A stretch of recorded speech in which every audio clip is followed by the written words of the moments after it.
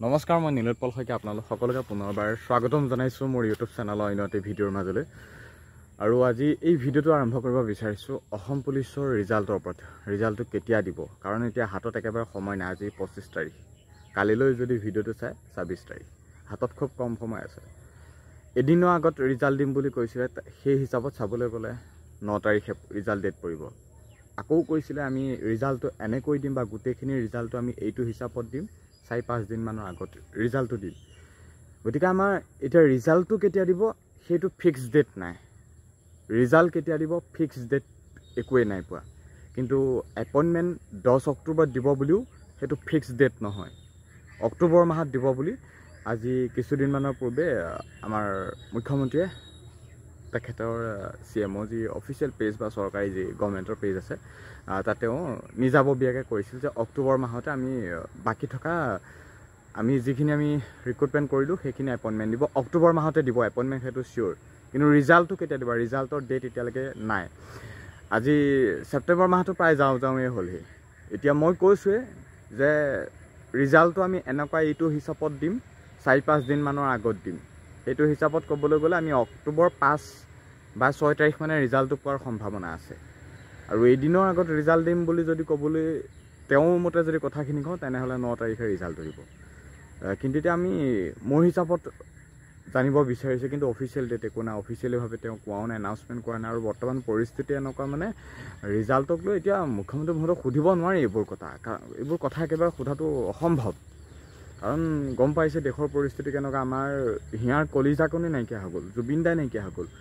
ৰিজাল্টবোৰ দিব, সেইবোৰ নিদিয়া নহয়, ৰিজাল্ট দিব, ৰিক্ৰুটমেণ্টো পাতি থাকিব, হৈ থাকিব, খালি অলপমান কিছু সময় পলম হ'ব। কাৰণ পৰিস্থিতি একেবাৰে ভাল নহয়, মানে এই পৰিস্থিতি কেতিয়াও ভালেই নহ'ব। অলৰেডি যিজন ব্যক্তিৰ পৰাই গোটেই অসমখন জীয়াই আছোঁ বুলি ভাবি আছিলে, এতিয়া মানে অসমখনেই মৰি গ'ল, তেনেকুৱা হ'ল। কিন্তু এতিয়া ৰিজাল্টটো কেতিয়া দিব এই কথাখিনি যিহেতু জানিব বিচাৰিছে, অক্টোবৰ 5-6 তাৰিখমানলৈকে ৱেইট কৰা, অক্টোবৰ 5-6 তাৰিখমানলৈকে।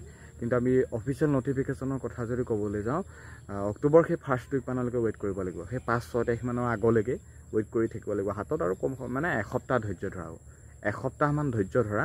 অসম পুলিচৰখিনি কথা কৈছে, বাকী ADR দিব, একেলগে দিব, সকলোখিনি ৰিজাল্ট একেলগে দিব, একেটা ডেটতে খুব সম্ভৱ দিব। ৱেবছাইট বেলেগ থাকিব আৰু খালি টাইমিংটো অলপ বেলেগ থাকিব। খালি ৰিজাল্টটো দিলে সেই একেটা ডেটতে দিব, তেনেকুৱা হ'বগৈ। আৰু এপইণ্টমেণ্টো দিলে একেটা ডেটতে দিব।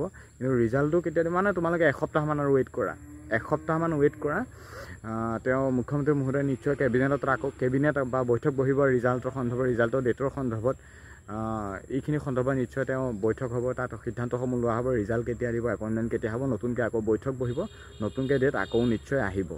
গতিকে আমি এতিয়া ধৈৰ্য ধৰিব লাগিব। মুখ্যমন্ত্ৰী মহোদয়ৰ সেই আপডেটলৈ লাগিলে অলপমান দেৰিয়ে হওক, কিন্তু আমি এতিয়া সোধাটো একেবাৰে অসম্ভৱ, মানে সুধিলেই মানে এইটো ভাবিব নোৱাৰি আৰু। কাৰণ এতিয়া তেওঁ কি হিচাপত সোধা যায় যে ৰিজাল্ট কেতিয়া দিব, নিউ ভেকেঞ্চি কেতিয়া দিব, এইটো মানে পচিবল নহয়। আৰু বাকী মোক বহুতে সুধি আছিল, যিহেতু মই এইটোৰ ওপৰত ভিডিঅ' বনাই থাকোঁ, যে দাদা ৰিজাল্টৰ ওপৰত ভিডিঅ' লাগে, ৰিজাল্টৰ ওপৰত ভিডিঅ' লাগে, নিউ ভেকেঞ্চি আমুক তামুক মুঠতে বিচাৰি আছে। আৰু খালি এইখিনি কথা মই ক'ব বিচাৰিছোঁ, ৰিজাল্টক লৈ তোমালোকে আৰু এসপ্তাহমান ৱেইট কৰা নটিফিকেশ্যনক লৈ। বাকী অক্টোবৰ 5-6 তাৰিখ এইখিনি মানে অক্টোবৰ ফাৰ্ষ্ট উইকমানলৈকে ৱেইট কৰা। আৰু বেছি দিন সময় নাই, খুব কম সময় আছে। মেইন আপডেট বা মেইন সময়কণলৈ খুব কম সময় আছে। গতিকে আৰু এতিয়া বিশেষ একো ক'ব নোৱাৰিম, খালি অসম পুলিচৰ ৰিজাল্ট দিব বা বাকী গোটেইখিনি বিভাগীয় পষ্টৰ ৰিজাল্ট দিব, মুঠতে খুব কম সময় আছে। অফিচিয়েল নটিফিকেশ্যনলৈ এতিয়া ৱেইট কৰা আৰু এসপ্তাহমান ৱেইট কৰা, আৰু ৰিজাল্ট কিন্তু বহুতৰে ভাল হ'ব। বা পজিটিভ থকা ৰিজাল্ট বহুতৰে ভাল হ'ব, একদম চিয়'ৰ ৰিজাল্ট বহুতৰে ভাল হ'ব। আৰু অকণমান পইণ্টতহে মাৰ খাব। বাকী ছেইম সমান নম্বৰ যোনে পায়, যাৰ হাইটটো বা উচ্চতাটো বেছি, তেওঁ চিলেকশ্যন পাব বুলিও নাভাবিবা। কাৰণ কাৰোবাৰ কাটচিটহে সমান নম্বৰটো মিলে, ইমানো একেবাৰে পইণ্টত গৈ নিমিলেগৈ আৰু, সেইটো বাদেই দিয়া আৰু। গতিকে এইবাৰ বহুতৰে নাম আহিব, খালি প্ৰিপেৰেশ্যন কৰি থকা, নিউ ভেকেঞ্চিৰ বাবে প্ৰস্তুতি চলাই থকা। আমাৰ জুবিন দাক লৈও সকলোৱে মাত মাতি থকা, কাৰণ আমি ন্যায় পাব লাগিব, আমি ন্যায় দিবই লাগিব। আমি যেতিয়ালৈকে ন্যায় নিদিওঁ আমি কেতিয়াও শান্তিত থাকিব নোৱাৰিম, কিন্তু সেইটো সঁচা কথা। খালি এতিয়া মুঠতে নিজে মিডিয়া হোৱা, নিজে নিউজ চেনেল হোৱা, খালি প্ৰপাৰ লিগেলত মাত মাতিবা। এনেই অযথা কিছুমান কথা ক'ব নালাগে, খালি লিগেলত মাত পাতিবা, তেতিয়া একো সমস্যাও নহয়। বাকী মানে কথা আছিলে আৰু গম পাইছে ৰিজাল্ট আহিব খুব সোনকালে বুলিয়ে কৈছোঁ আৰু এতিয়া আৰু আপডেটো আহিব খুব সোনকালে খালি গভৰ্ণমেণ্টৰ কোনো মানুহক এতিয়া মানে সোধাটো পচিবল নহয় নুসুধিব পৰাপক্ষত কাৰণ পৰিস্থিতি একেবাৰে ভাল নহয় বাকী ইমানে কথা আছে ৰিজাল্টৰ কথা যিহেতু মোৰ পৰা জানিব বিচাৰিছোঁ কাৰণ জুবিনদাৰ এই কাম বা জুবিনদাৰ এই যিটো আকস্মিকভাৱে যিখিনি আমাৰ পৰা মানে বিয়োগ হৈ গ'ল এই বিয়োগৰ ক্ষেত্ৰত ৰিজাল্টত কিবা প্ৰভাৱ পৰিব নেকি ৰিজাল্টত একো খেলি মেলি নহয় খালি অকণমান দেৰি হ'ব সেইটো একদম নিশ্চিন্ত থাকা বাকী সকলোৱে ভাল হওক সেইটো কামনা কৰিছোঁ বাকী বিশেষ এতিয়া আৰু বহলাই কৈ নাথাকোঁ আৰু যিখিনি কথা সেইখিনি ক'বলগীয়া কথায়ো ডাইৰেক্টটো কৈ দিব নোৱাৰোঁ ৰিজাল্টটো নিদিয়ে বুলি গতিকে ভিডিঅ' আৰম্ভ কৰিলে A to Z আতি গুৰি মাৰি ক'বই লাগিব বাকী ইমানখিনি কথা আছে ভিডিঅ'টো পাৰিলে অলপমান শ্বেয়াৰ কৰি দিব সকলোকে জনাই দিবা যোনসকলে গম পোৱা নাই শ্বেয়াৰ কৰি ষ্টেটাছ লগোৱা য'তেই নহওক মুঠতে শ্বেয়াৰ কৰি হোৱাটছআপ গ্ৰুপ কিবা আছে ভিডিঅ'টো অলপমান শ্বেয়াৰ কৰি দিবা ধন্যবাদ কিবা যদি আকৌ নতুন আপডেট পাওঁ নিশ্চয় জনাব চেষ্টা কৰিম